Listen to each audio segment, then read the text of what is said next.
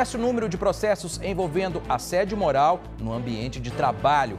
Esse é um dos destaques do MGR, que começa agora com a Gisele Ramos. Boa noite para você, Gisele. Ei, Elbert, boa noite para você, bom descanso. E para você de casa, uma ótima noite. Sejam todos muito bem-vindos ao MGR desta segunda-feira, 16 de dezembro. Bora para mais uma semana. Em 3 anos, gente, mais de 419 mil casos de assédio no ambiente de trabalho foram julgados pela Justiça do Trabalho. Aqui em Minas, uma investigadora da Polícia Civil foi transferida 8 vezes depois de denúncias de assédio moral e sexual. Sobre esse assunto, eu converso agora com o repórter Vinícius Rangel. Ei, Vinícius, muito boa noite para você. Seja bem-vindo aqui ao nosso MGR. O número de denúncias é assustador, né? Gisele, boa noite para você, para todo mundo que está ligado no MGR. Olha, os números são assustadores, a punição ela ainda é muito baixa, infelizmente, e a reclamação de muitas pessoas é na demora dessa apuração, sobretudo no serviço público, né? Já que parece que tudo é moroso, a ouvidoria do Estado é que tem que abrir um processo para investigar, as partes são ouvidas, tem que ser, mas uma celeridade nisso tudo garante um melhor conforto para as vítimas e também dá esse sentimento de que estão sendo acompanhadas, né? A gente lembra que o assédio moral, ele, diferente do assédio sexual, né, que já foi muito bem aprimorado a tipificação dele, antes era quando a pessoa pegava alguém à força, beijava ou até mesmo cometia o ato sexual. Hoje, vários outros tipos são considerados esse abuso sexual também, como aliciar, enfim, qualquer tipo de contato que a outra parte não queira. No tipo de abuso ou de assédio moral, e a gente está falando de um excesso principalmente de um chefe com o seu subordinado, às vezes tem uma cobrança excessiva, trabalhos em excesso que são passados, ou às vezes ele retira qualquer tipo de função para colocar aquele funcionário em situação complicada com os colegas, e qualquer tipo de abuso que seja físico ou também psíquico pode ser considerado como um assédio moral. Isso a gente está falando em todas as instâncias, mas com os servidores públicos tem se tornado muito constante essas reclamações e essas denúncias. E eles reclamam, além de sofrer tudo isso, que são impedidos de praticar a sua função e de subir na carreira, de ter promoções que são naturais. Bom, nós temos esse relato da servidora da Polícia Civil, que conversou com a repórter Kiwane Rodrigues, que ouviu especialistas também e traz agora para a gente na reportagem. Jaqueline entrou para a Polícia Civil em 2018. Ela trabalhou por algum tempo no interior do estado, mas depois de sofrer assédio moral, conseguiu ser transferida para Belo Horizonte. Eu ficava trancada numa salinha, porque o delegado me tirou da investigação, falou que eu não trabalharia mais na inspetoria. E eu passei já esse problema logo no interior e eu não quis denunciar isso. O sindicato ficou muito atento a isso à época, eu estava no Sindipol à época. E eles me ajudaram muito, os profissionais que estavam lá, e a ponto deles me levarem à chefia de polícia, para onde eu levei tudo que estava me acontecendo ali. E o chefe, o adjunto na época, me prometeu que me tiraria de lá. E eu vim para o departamento de homicídios em BH. Alguns meses depois, a servidora foi novamente vítima de assédio, desta vez sexual, por parte de um colega de trabalho. A gente estava indo levar uma presa num presídio de Vespasiano, presídio de Vespasiano é uma fazenda, é uma área rural, né? É estrada de chão. Ali ele fez a primeira abordagem dele e eu acho que ele só não seguiu avante porque ele viu que eu coloquei a mão na minha arma. Eu mataria ele naquele momento, se ele tivesse colocado a mão em mim.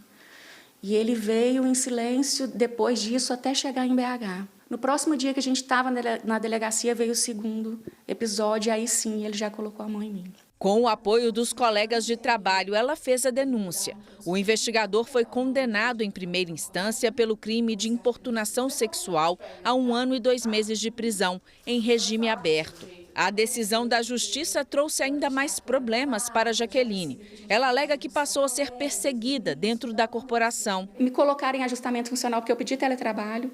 Se recusam a registrar uma CAT, que é direito do trabalhador assediado dentro do serviço, violência interpessoal gera uma CAT, eles se negam a registrar uma CAT. Então, eu comecei a judicializar. Eu estou vendo que, pela via administrativa, a instituição não conversa comigo. Então, eu comecei a judicializar tudo isso que está me acontecendo. Uma pesquisa recente da ONG República.org traz à tona dados preocupantes sobre o assédio moral e sexual no serviço público. Os números indicam que apenas 12,3% dos servidores denunciados por assédio moral recebem punições e apenas 1,5% são demitidos. Em comparação aos casos de assédio sexual, 21,3% dos denunciados enfrentaram penalidades, enquanto 9,4% foram demitidos. Esses números refletem a morosidade e a impunidade nas respostas às denúncias de assédio no ambiente de trabalho. A gente entende que a prática do assédio, infelizmente, ainda é extremamente naturalizada dentro da nossa sociedade. Ela ainda é aceita.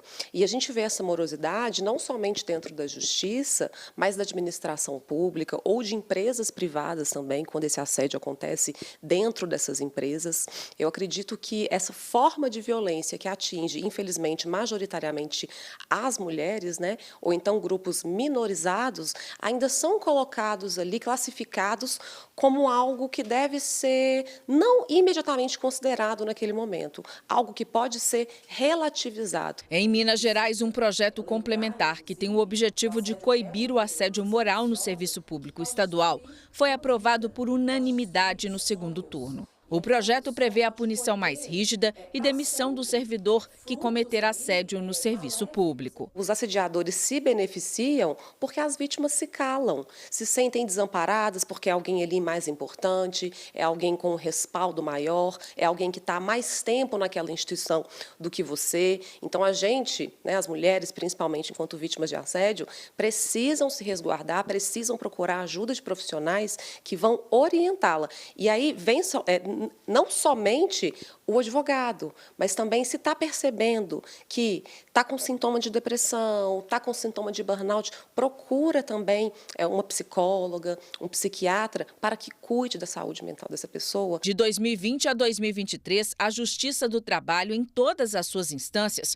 julgou mais de 419 mil ações, envolvendo assédio moral e assédio sexual.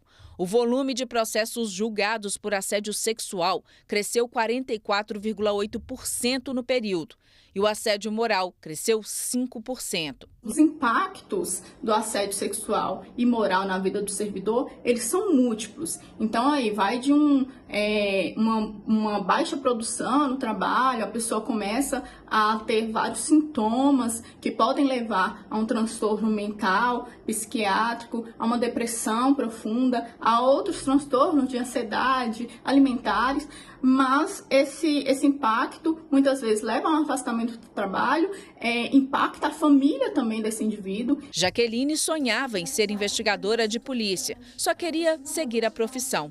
Agora teme que seja aposentada por problemas psicológicos. Eu estudei muito para passar nesse concurso e o que eu percebo, o modus operandi da instituição é perseguir o servidor que quer trabalhar dentro da legalidade. Vinícius, o que a Polícia Civil disse sobre essas denúncias absurdas que a gente viu aí da servidora?